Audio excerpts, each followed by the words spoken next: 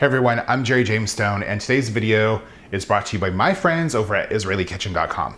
I've done a lot of recipes for these guys, and here's one more. This is a delicious appetizer. It's this olive tapenade over a crunchy baked crostini with a little bit of herbed goat cheese and just a little sliver of a roasted red pepper. It is perfect. If you love olives, cheese, food, life, you're in the right spot.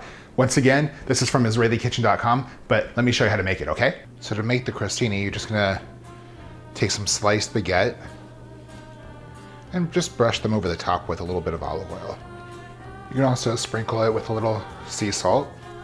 And then we're just gonna bake these at 350 degrees for about 10 minutes until they're golden brown. So this tapenade begins with 3 types of olives. I have black olives, Kalamata olives, and some green olives. You can use whatever you want. I'm doing this for both taste and sort of the visual because this is gonna be an appetizer recipe and I really want the visual to pop.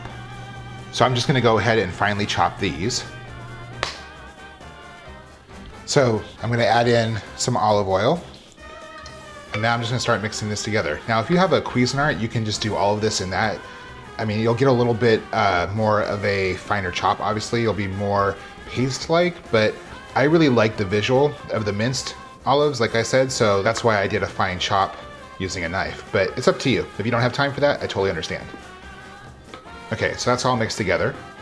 The other thing I'm gonna add to this appetizer is some fire-roasted red peppers. These have been packed in oil, and they're just a great little nice sweet addition to the little appetizer that we're making with the tapenade. So I'm just gonna cut these into fine little strips. Okay, so I've spread a little bit of herbed goat cheese on our crostini. And now I'm just gonna put the sliced roasted red pepper on each one. Now I'm gonna top them with a little bit of the tapenade. Just a little scoop on each one.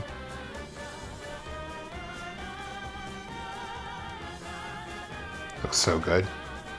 So ready to dive into these. You won't judge me if I eat them all, will you? Top it off with a little fresh parsley. And you're good to go. Yum. Not too bad, kind of easy. Great for your next brunch party, right? Like, or you could just eat them all yourself, whatever you want to do. Check out IsraeliKitchen.com for more recipes by me and other people. Lots of tasty food over there, and I'll see you guys next time.